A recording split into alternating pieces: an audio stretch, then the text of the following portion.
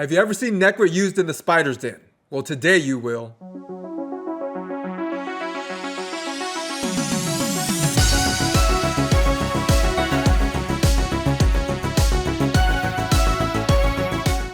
What is going on, Raider? Soda Dragon here, bringing you a Spider 25 comp with Nekhret here. Now, most of you guys might know Nekhret as an arena champ, and he's a great one. But me personally, I have never seen him used in the Spider's Den. But you know what? He's actually pretty good when you got the right team around him. And by right team, I don't mean a team full of legendaries. He is the only legendary on the team. So guys, here is your team. 3 rares, 1 epic, and only 1 legendary. That is Nekhret the Great. So guys, if you don't have all the characters in this team, or in fact, you don't have any of the characters on this team, don't worry. Check out my other Spider's Den videos, and I'm sure they will be a team that works with your account. Alright guys, on to how this team works, starting with Renegade. So she is our Spiderling tank. Why is this?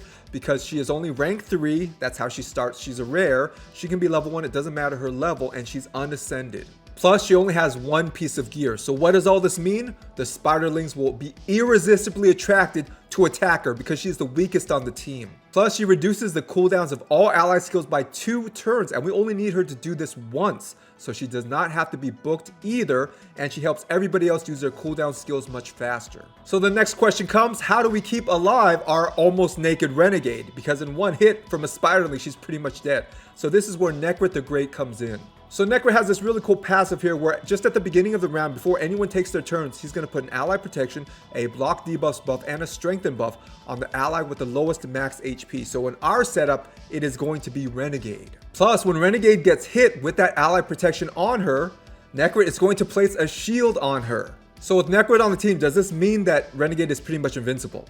No, it does not. She will die eventually. Those Spiderling hits are just too much to tank infinitely. So knowing all that, what do we need from Nekhret? We need Nekhret to keep Renegade alive for a certain amount of time. What? For her to cast her reduced cooldown skills ability. That is it. Once she does that, it doesn't matter if she dies. So what is Nekhret's second job here after Renegade dies? Because remember, we expect she's going to die. Well, it's to protect the cold hearts. Those cold hearts are weak. It doesn't matter how tanky you try to make them through gear. They're still weak. They cannot take any of those Spiderling hits really, not more than a few. So Nekhret's second job is to protect those cold hearts. We need 4 total heart seekers from our 2 cold hearts, and with Mordecai's AoE HP burn, the spider is done. Another cool thing about this is that this is just my arena build for Nekhret. I didn't build him out specifically for the spider. So if you built him out similarly, and I'll show you everyone's gear stats and masteries later, then yeah, I should just be able to slot him in as long as everyone else is geared and sped up appropriately. So we talked about Renegade and Nekhret, but what are our cold hearts doing? Well, the big thing is turn meter suppression. So we are really canceling out the turn meter of that main spider. We don't care if the little spiderlings attack, so we don't need full turn meter control over all the spiderlings and the main spider. All we want is turn meter control against that main spider.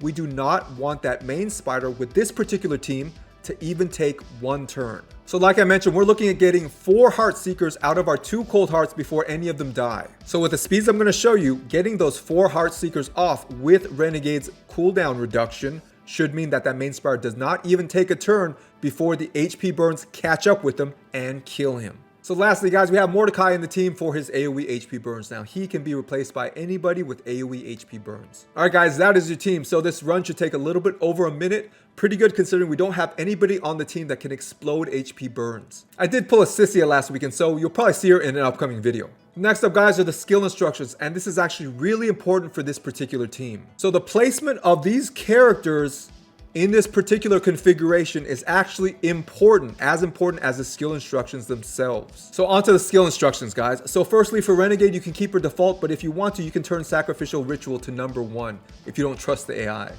For Cold Heart, make sure to turn off the A2 here, Art of Pain, and make Heartseeker your number 1 priority. So this is for both Cold Hearts. For Mordecai here, just leave him default.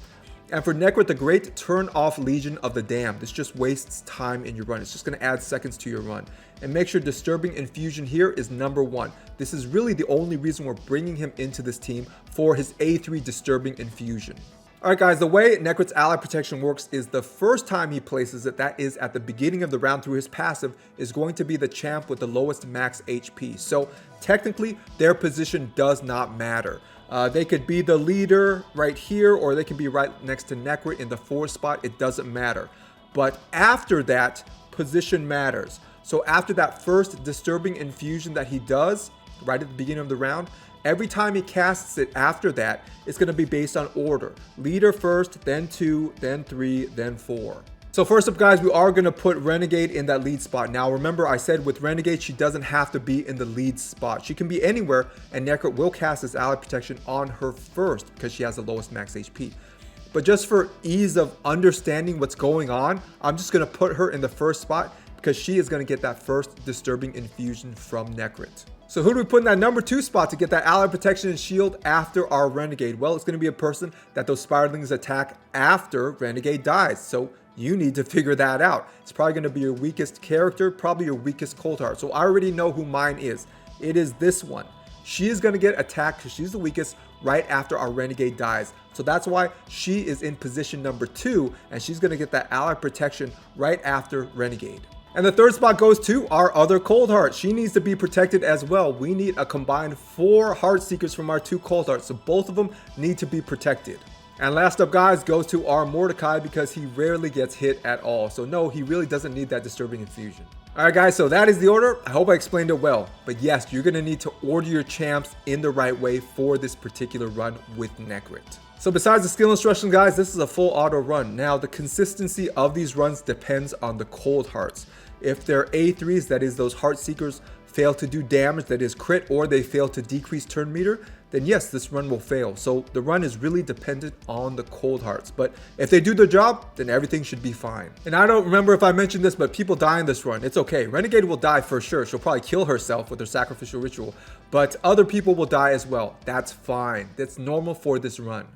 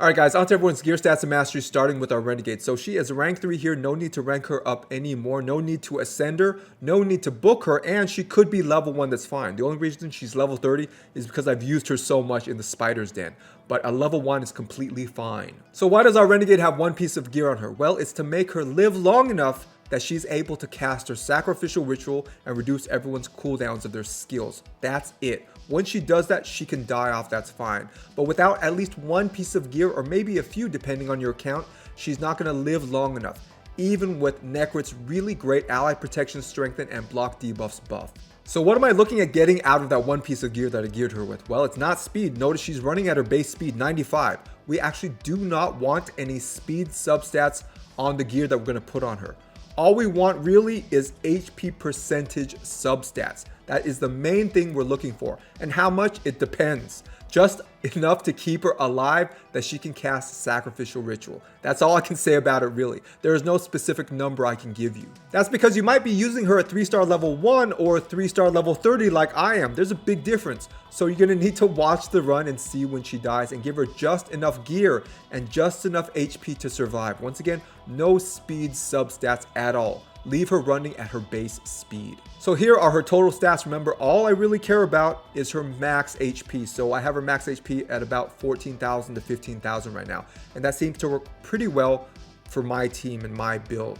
Once again, no speed. I don't need anything else from her except HP. So don't rank her up, don't ascend her, and don't gear her any more than necessary to get her HP to the level that she survives enough to cast her sacrificial ritual.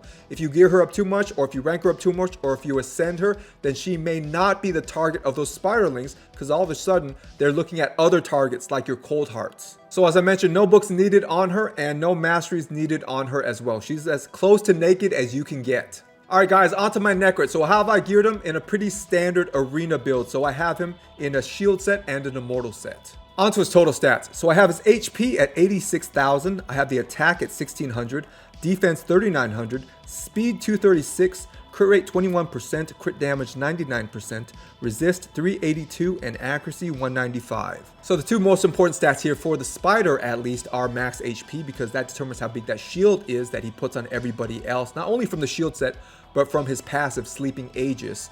So definitely make his max HP as high as possible. And secondly is going to be his speed. So you need his speed to be fast enough so that he starts casting that ally protection, block debuffs, all that good stuff on your cold hearts before those spiderlings start hitting them.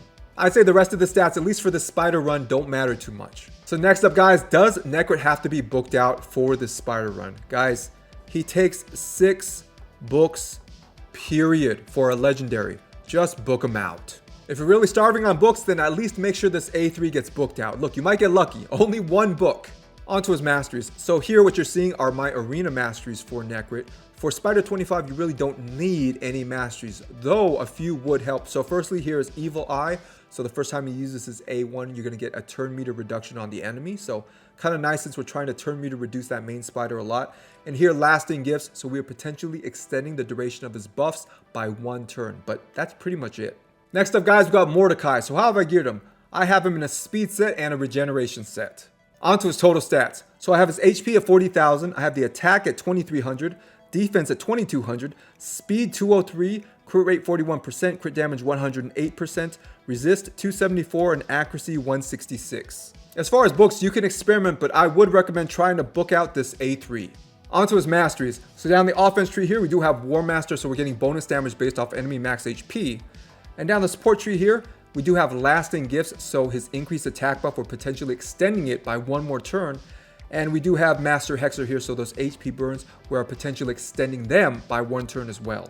Onto the Cold Hearts. Since I have them geared similarly, I'm just going to show you one of them. I have her geared in a Savage set and a crit damage set. Onto her total stats. So I have her HP at 30,000, I have the attack at 2,600, defense 1,700, speed 166, crit rate 81%, crit damage 260%, resist 110, and accuracy 343. Onto our masteries. So down the offense tree here, we do have Flawless Execution, so we're getting plus 20 crit damage. And down the support tree here, we do have Evil Eye, so we are reducing the turn meter on the first hit of each enemy with our A1. And here as well, we have Master Hexer, so we're potentially extending the duration of her debuffs by 1 turn. Alright guys, that is it for today. So I hope today you saw something new maybe you haven't seen before. So not only is Nekhret really great in the arena, but you know what? He can help you beat Spider 25. And like I said, this is my arena build for Nekhret. So not only is he helping me out in the arena, but with the same build and gear, he's helping me beat Spider 25. And if you guys haven't yet, like, subscribe, and share. Turn on all notifications. Stay safe, and I will see you guys in the next video.